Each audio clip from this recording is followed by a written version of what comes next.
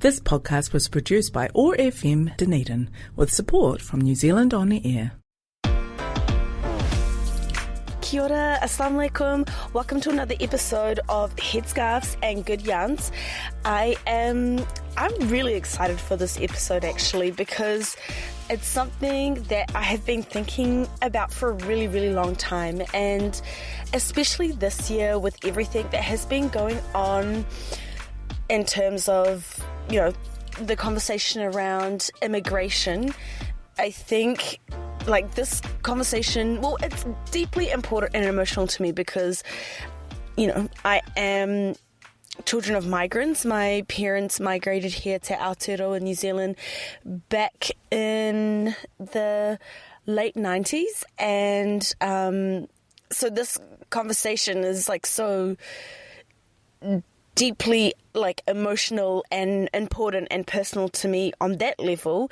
But I feel like this conversation is also really important to have because I feel like whenever you're having a conversation about immigration, it reveals a lot about the systems that we live in. It reveals a lot about our experience in relation to those systems and our thoughts and opinions. And I think this topic is a deeply important way that we can relook at the lens in which we view this world.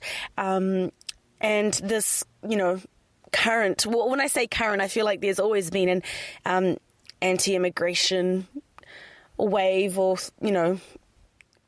feeling. But the flavor of this conversation in 2025, it is extra spicy, girl. It's so much, it's hard to ignore. And so I really wanted to have an episode about this and to really kōrero and get deep about this. And just a little disclaimer, I feel like with almost any episode on this show, it might get a little bit uncomfortable, but I think it's really important that we sit with and push through that discomfort because the conversation on the other side of that is really, really important. But before we really get into the nitty-gritty and we get into it, maybe let's kind of paint a picture because as I was saying before, the particular spice of the anti-immigration conversation this year has been on another level. And I think where I want to start with kind of setting the scene is across the ditch in Australia. So not even that long ago, on August the 31st, there was a March for Australia Day. So across the big cities, so Sydney, Melbourne, Brisbane, Adelaide, Perth, Canberra, Darwin, Hobart, Townsville, there was coordinated protests, and there were anti-immigration protests called, March for Australia. And I feel like just the video footage that I saw from that day, it kind of reminded me, I can't remember what protest it was that happened here in Aotearoa. Maybe it was a couple years ago. I can't remember if it was for COVID or if just Destiny Church was organising something, but the footage from that day, there was no clear co-public. Everyone had so many messages and reasonings. It was giving scattered, and that's kind of the vibes that the footage from March for Australia gave me. So, but there was all types of messages, targeting mass immigration, and there was all these slogans stop the invasion and white unity at every opportunity, and mad things third world people bring third world problems, which is insane. And there was a heavy presence of far right groups, including the National Socialist Network, and the key person for that group, I think they've now been arrested. But the far right group in Melbourne, they had a break-off group and attacked an Indigenous site, Camp Sovereignty, and that, I don't know, that's very, very concerning. I already think the March for Australia is a lot concerning in the sense that there is so much rhetoric around immigration that's just false and it's not true and it's so dehumanizing. But then for it to kind of cross that line and become violent as well, that is a whole other thing, which is very, very, very concerning. And I think I don't know if it happened exactly on the day, but around that time there were also counter protests as well. And their slogans were kind of like, refugees are welcome here. And, there were political leaders who condemned the March for Australia rallies, including the Prime Minister Albanese. And, there was even more violence in Sydney where there were clashes that spilled into bars and the police intervened and there were arrests and, pepper spray and stuff like that. So that's happening across the ditch in Australia. Here in Aotearoa, we haven't had the exact same rallies, but you see, the anti-immigration rhetoric when you see... just go to any comment section of any news media outlet. If it's someone who is not white, it's actually it's really gross how quick people are to say, go back to your own country. And I don't know, just all of this BS, or so many comments around, this is New Zealand. This is what kind of asserting this is New Zealand, this is what it looks like, and it is white. There's always that reminder there. It's, absolutely insane, but we cannot forget, and I'm hesitant to call it history because the trauma of what happened is still very much present, but if you look back in Aotearoa's history, we had the dawn raids on overstayers, and it was very I-style enforcement, deeply insensitive and very painful. And so the trauma of that still continues. I know that, when the last Labour government was in power, there was the official government apology. And I have done a separate episode on that, so I won't go into detail. But, that there's still very much that sentiment is alive here in Aotearoa. And if you look globally, there are so many, think of Brexit, there are so many conversations and debates around immigration that is very much framed in a way where it's others people. There's a sense of cultural othering and questioning people's or communities' sense of belonging. And a lot of these conversations around immigration, it's framed around, security threats or economic strain. And, on the surface, perhaps if we're just taking things with a grain of salt and we're thinking about things from maybe a more neutral or devil's advocate position, which I hate that that phrasing sometimes, because I feel when it's used, it's please, I'm going to use this to enable the really horrible things that I'm about to say. But anyways, even if you are taking more of a neutral point of view and these conversations, maybe are about the economic strain or the security threat, it's because we constantly, and when I say we, I mean our society, we constantly dehumanize immigrants, or, when we're having these conversations, there's usually a, certain kind of immigrants, and I'll get to that later, that it's very easy for the racist nationalist language to seep into these concerns around economic strain or the security threat. And when that happens, that is a sneaky slippery slope, because that is a breeding ground for fear and really breeds and feeds that otherness and belonging. And when you realize that, it's so, when you see it, it's really hard to to unsee it. And, even though this has happened in America, I think, what's been happening in America has sparked a lot of conversation around immigration. So there have been the ICE raids, and it's been a dramatic escalation in immigration enforcement.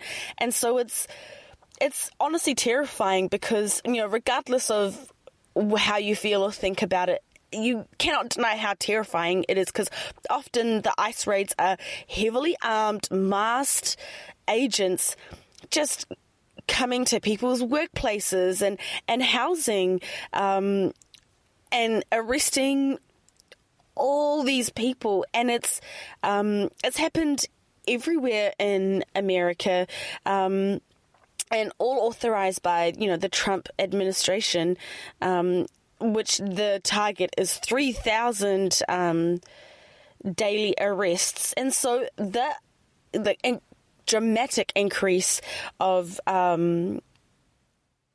arrests have just had such a big domino effect. And so, hopefully we can get into a little bit of this domino effect.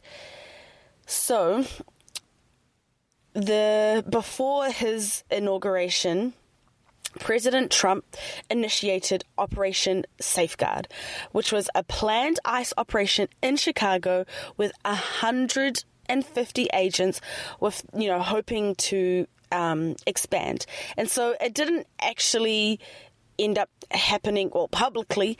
It kind of was a very loud and clear signal to say, aimed at cities with sanctuary policies.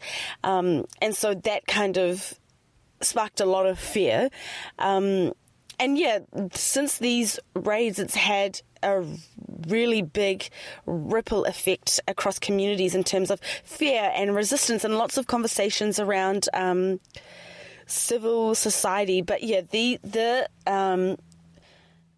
footage that came from these ICE raids was honestly really heartbreaking, really, really heartbreaking. But with the escalation on that scale, the response to it was equally as sizable, with lots of protests and rallies condemning the ICE raids. There was the biggest raid actually not too long ago, just a couple of days ago, on September the 4th, and it was the largest single location immigration raid in U.S. history. So approximately 475 people were arrested at the Hyundai EV battery plant in Georgia. Many of those 475 people were South Korean nationals. And then, so, you can imagine the domino effect there with the tension between South Korea now. But the ripple effect has been really scary. So in Chicago, because of the raids and the National Guard threats, the huge fear in immigrant neighborhoods. So, people not going out and about, which is absolutely fair enough. There was a cancellation of really important cultural events that people usually flock to attend and are proud to attend. And then, communities, there was a lot of resistance, and communities really mobilized and got together. So communities distributed whistles to report ICE presence. And there were huge protests as well.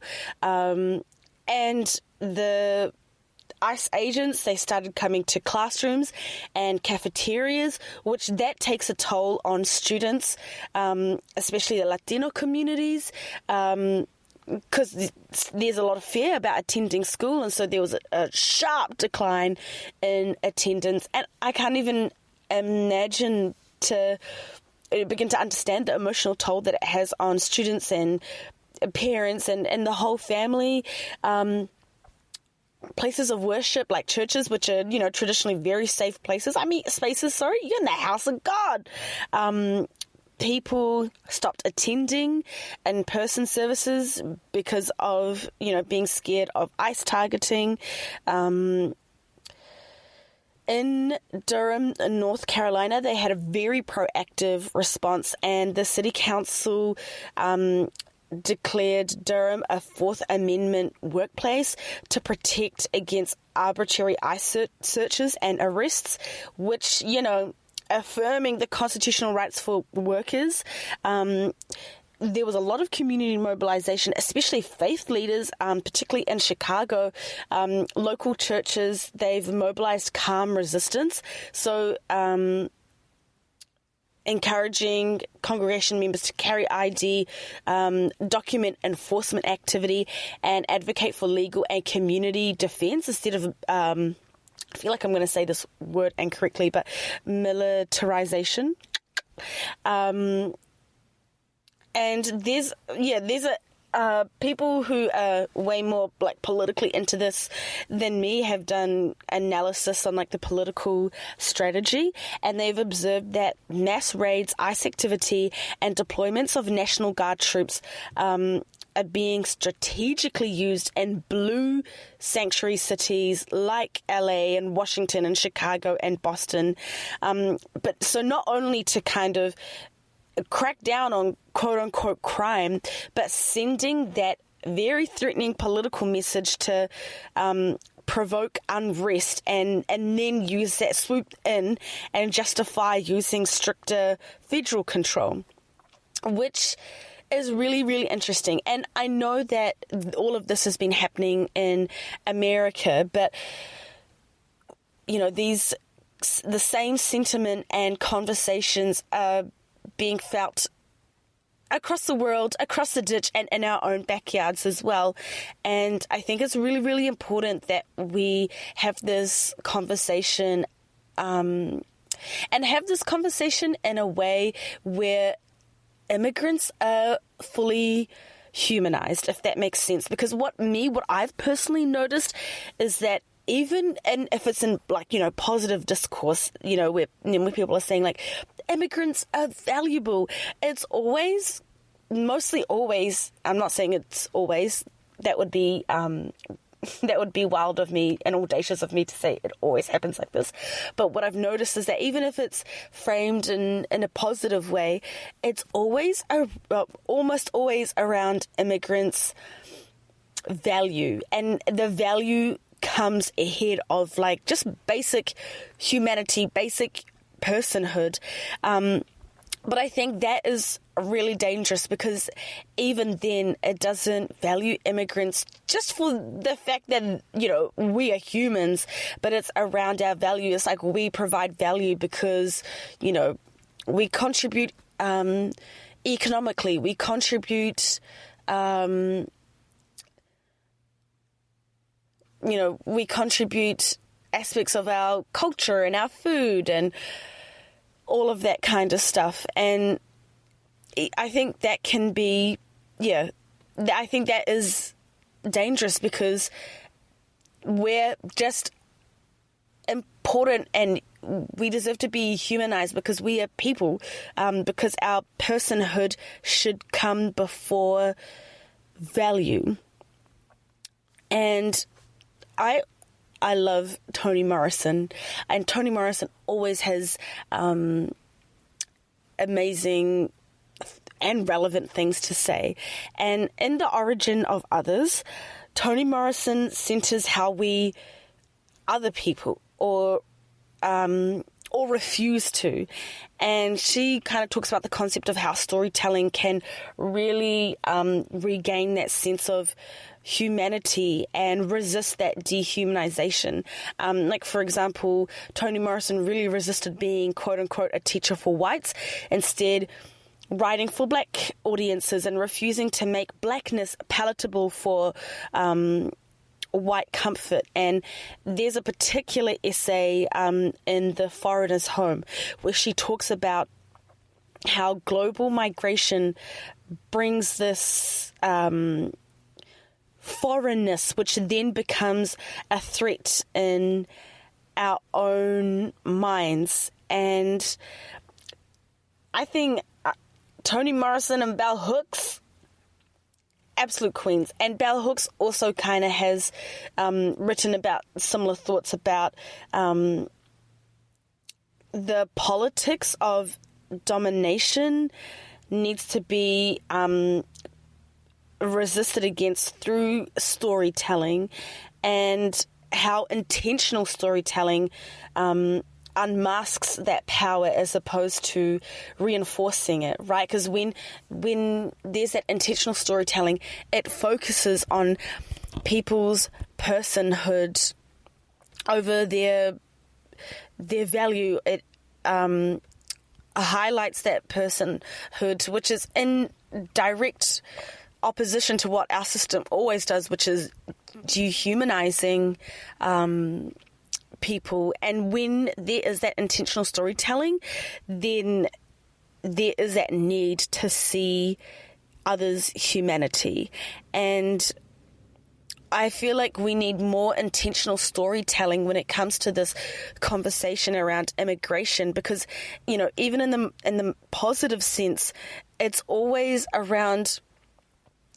always around immigration, migrants' value, how we can service the economy, how we can,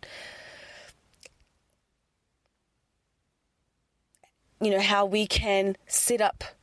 We provide value because we have cafes and restaurants where you can eat from that culture. And the reason why I'm hesitating with coming up with examples is I'm really trying to avoid Kelly. Oh my gosh, what is her? Oh, Sharon Osbourne, one of the Osbournes. Kelly Osbourne, that's right. I'm really trying to avoid a Kelly Osbourne moment when it was she was one of the hosts on the think piece show The View, and they were talking about exactly because of Trump's administration's actions, and now talking about this anti-immigration sentiment that had just been, fed and enabled by the actions of Trump. And she thought she ate down when she was like, yeah, Trump, and if you deport all the Mexicans, who's going to clean your toilets? So and she really thought she ate down with that, and then she very quickly realized that was not it.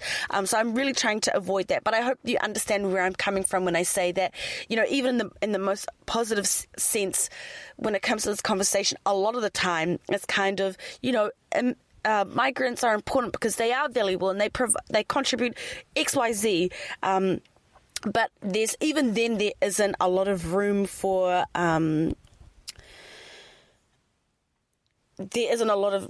just immigrants being valued for their personhood, which is how it should be, and being seen as fully human. And there's a lot of arguments out there that when individuals or communities are reduced to instruments, which almost always happens to migrants, it strips them of that fundamental dignity. And I think this fundamental dignity that has been removed is so normalized in our society. It's really hard to have conversations about immigration. And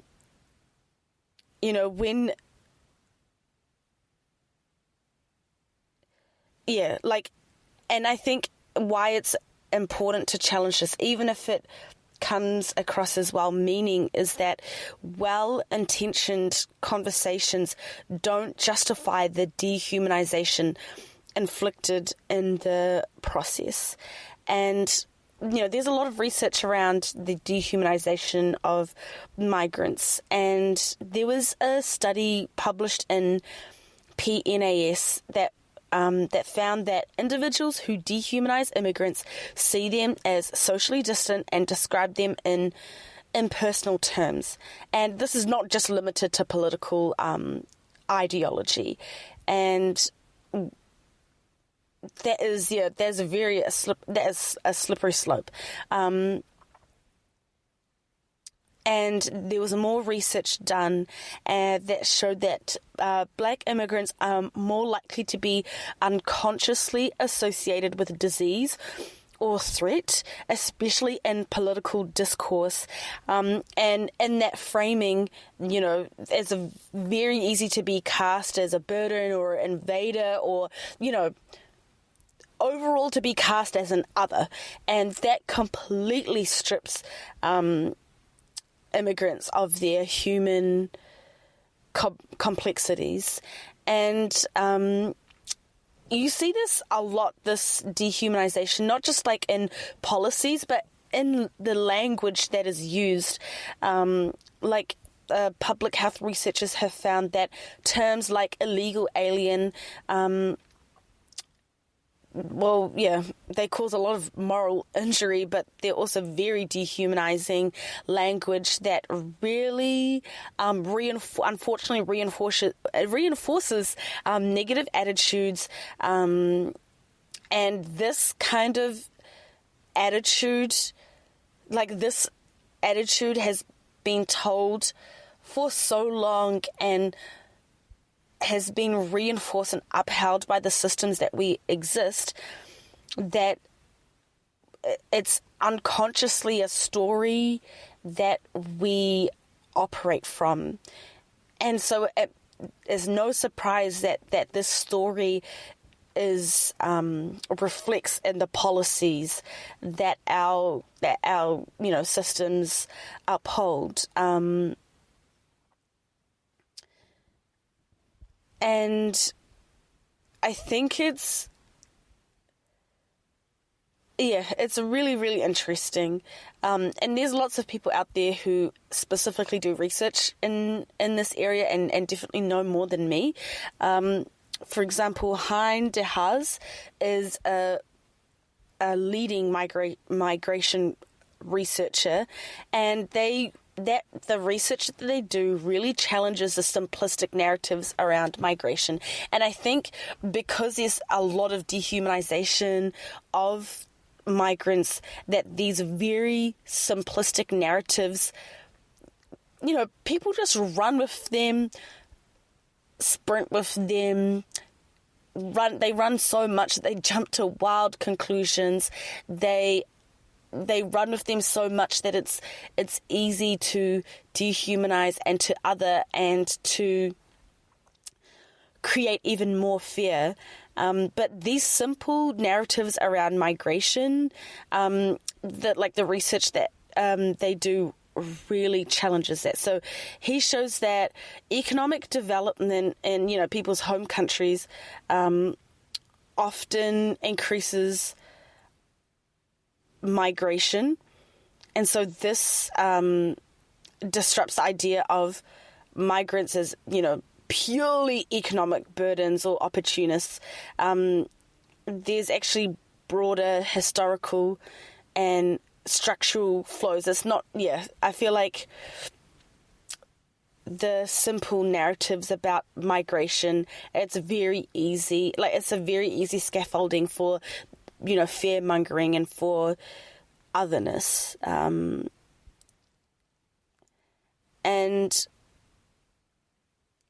I think another simple narrative around migration is that it's some kind of anomaly where people migrate and either economic burdens or opportunists, but actually it happens, it's embedded in everyday life and conflict and survival. So I think, overall I'm really trying to say is that when we humanize immigrants, we're not, we're asserting that personhood precedes value. And, regardless of, whether it's in a positive or negative framing, once you see it, it's really hard to unsee. So really challenge yourself and think about, what's being said. Is it coming from a dehumanizing perspective, or is it humanizing immigrants?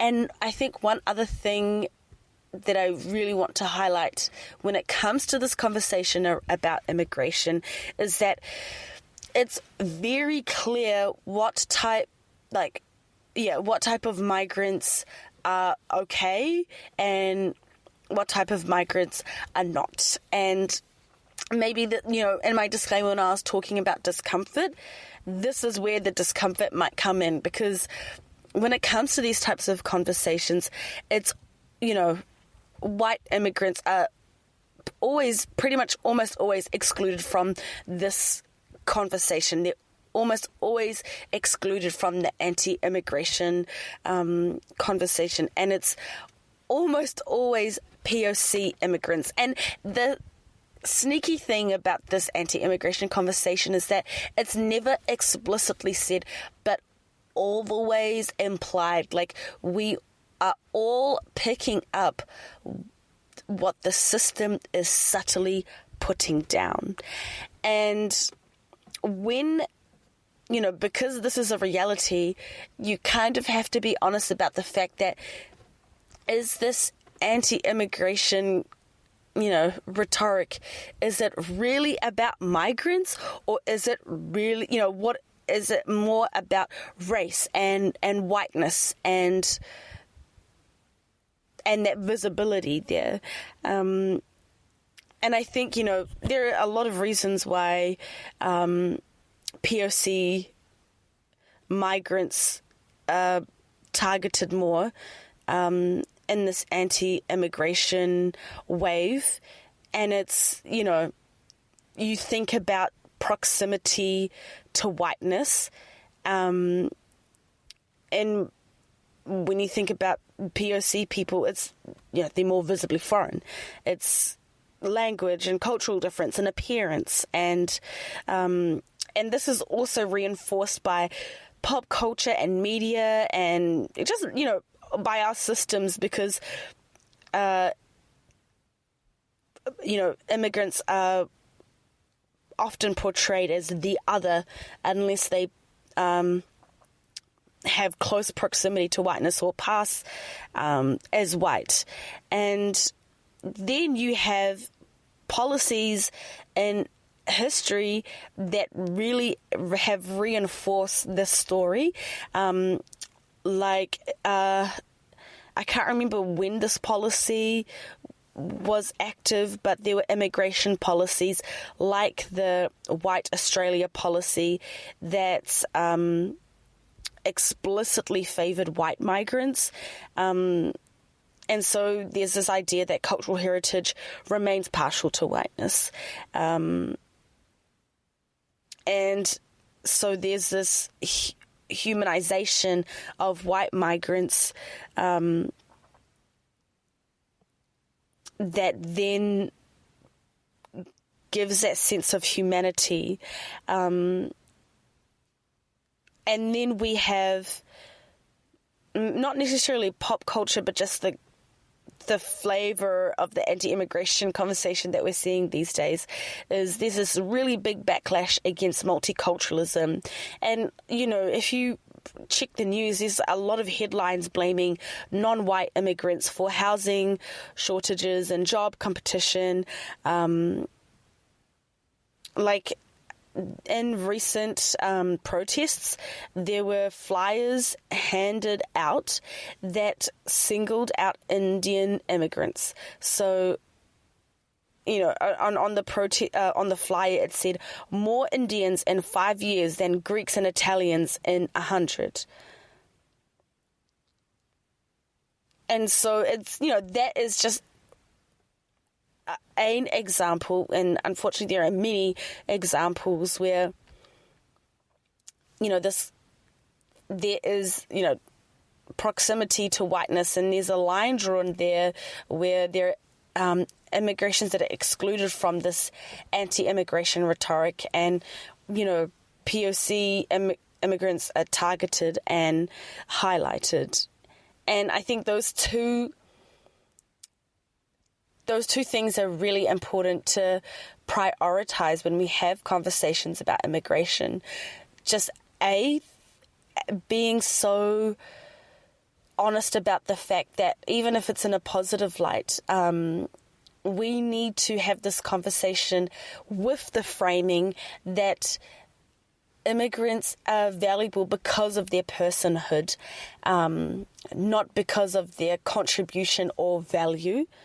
And another thing that we need to be so for real about when we're having conversations about anti-immigration is that, who is included and excluded from this narrative, because that is very, very, very telling.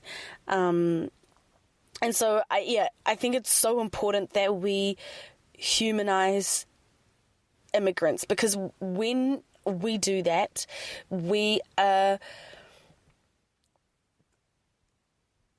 I think it gives us a good filter to have this conversation with, because you can see how when immigrants are dehumanized, that this fear is fed, how this sense of othering is reinforced. And when that is so built into how we have this conversation, it's really hard to be honest about the impact that our systems have on why things are the way they are, and how the status quo that this anti-immigration rhetoric enforces or feeds is really beneficial to the systems that exist now. And I think when we are able to have this conversation where immigrants are humanized, we are really able to clearly see that. And I think when we have honest conversations about that, then we can talk about solutions and talk about, where to go from here. But we can't do that if the lens in which we are looking at this from is biased, and it's coming from a sense of dehumanization. And I think when we fully humanize immigrants, you have this sense more of realizing that this could happen to anyone. No one community is above another. I just remember, but when I was younger and before I really kind of decolonized the way that I thought about this world, and moving through that internalized racism that I had, even for myself, I just remember internalizing those feelings in a way where I maintained that status quo, and I felt like I always had to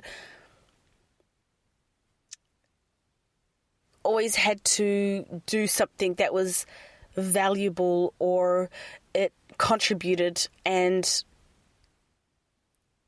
I think almost to a point, I dehumanized myself. And when you get to that point, it's truly not thriving. You're just honestly, truly surviving. And so I think it's really important that we humanize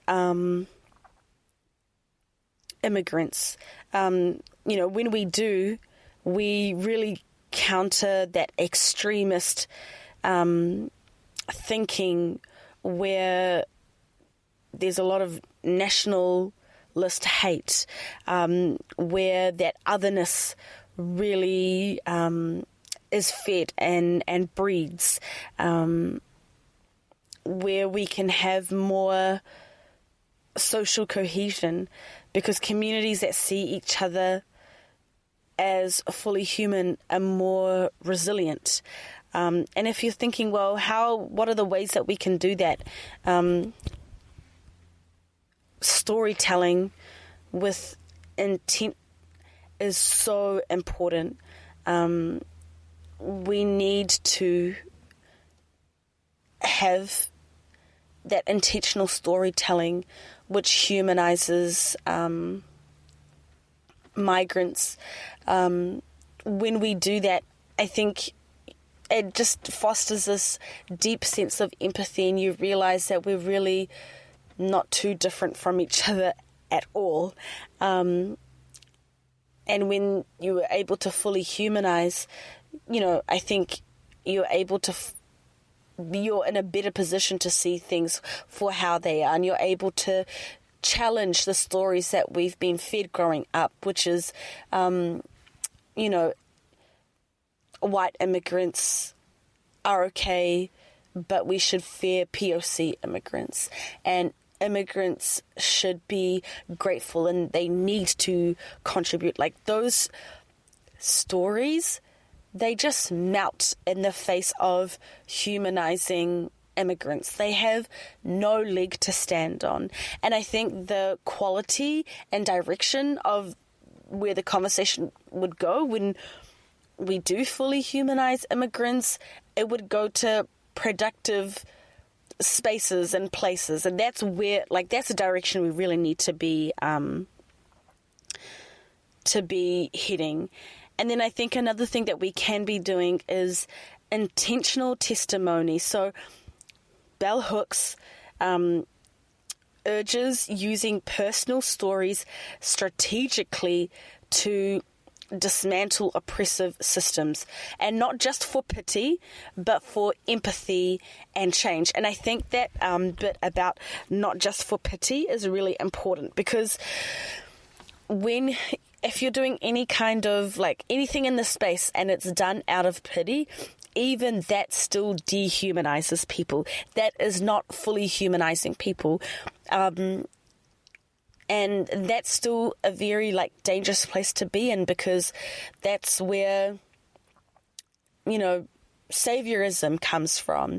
And that's where that idea of migrants are valuable. Look, they do so many things and they contribute in so many ways, but that at the end of the day still doesn't humanize. But when there's that sense of empathy, that really leads to change.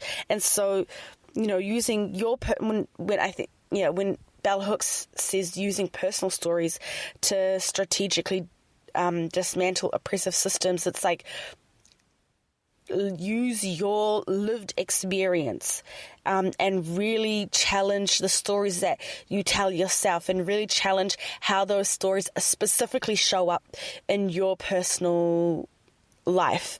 And I think that is really, really, really, really important to do, because it's so, it's easy to say, you need to humanize people and you need to really unpack what that looks like. But it won't mean anything unless you make it specific to your life. And it needs to be specific to your lived experience. I think that's where that powerful change comes from, because when you do that for your personal stories and your lived experience, that directly challenges the lens in which you view this world, and that's where that change comes from. So it's really important that it's that intentional testimony of your own life, and I think that is so badass. And then James Baldwin enters the chat, and I thought that their approach is really, really important and relevant to the kōrero that we're having today. And James Baldwin famously once said, you have to decide who you are and force the world to deal with you, not its idea of you. And I think the reason why this is so important is that you have to resist the imposed identity that our systems can put on us. And we have to decide for ourselves. And I think there's this big sense of ownership there of like, okay, well, you know, whatever your values are, this is, you know, the values that are important to you. Why are they important to you? How do they show up in your life? And I think this idea is particularly important if, you know, you have identities that do have that power and that privilege. And again, I feel like every single time I bring up privilege, I need to put this disclaimer out there, and I'm sorry if this is the billionth time that you've heard this, but just in case this is the first episode that you're listening to, I really want to emphasize like that our identities are complex in the sense that we're not always, you know, there will be different places and spaces and contexts where we do have the privilege and we don't. But what I'm trying to say is that I think this idea is particularly hits different if, you know, you do have that power and that privilege. Because I think, you know, if you do have that power and the privilege, it's very like easy to live by default, and that default is, you know, it's pretty affirming in the sense that the system's like, yes, you have that power and the privilege, therefore you do not have XYZ barriers. It's really hard to see how the system harms others if it's not harming you directly. And I think if you do not engage with that, it's very easy for the system to decide who you are and how, you know, you think about this world and the lens in which you look at this world through. And so, when James Baldwin's saying, like, you have to decide who you are and force the world to deal with you, not its idea of you, it's saying, like, you do not have to think about the world in a particular way because you have, the power and the privilege, and the system affirms your existence. Like, you get to decide that, hey, even though it might not impact me, I can see that this is the reality, this is how the system works, and I'm going to affirm that, as opposed to I'm going to affirm the idea that the system or the world decides for me. And I think that's really, really important. And just kind of on the theme of storytelling, another thing that is really, really important is engage with immigrant stories, and not through the news headlines or the economy, because God forbid, but through literature and art and conversation. Like, humanization really starts with listening across difference. And so, essentially, or hopefully you've enjoyed this kōrero, but essentially this episode is my 2 cents on things that we should be thinking about, so we can have this conversation that rises above the fear and the othering. And I think what matters the most is not what immigrants give us, but who they are. And to challenge that idea, it asks a lot of honesty and openness and reflection and intentional, connecting with intentional ways to humanize immigrants. But it's really important that we all do that, because if, imagine the quality and the tone and direction this conversation would go if we were to rise above the fear and the othering and to humanize immigrants. That conversation would be so, radically transformative. I hope we get there, y'all. I really do. But that work starts with us. And so my little takeaway or actionable points like Bell Hooks has so many amazing essays on storytelling and the magic of them, and the way that storytelling can transform the way you look at other people and the way that you look at the world. Get into that.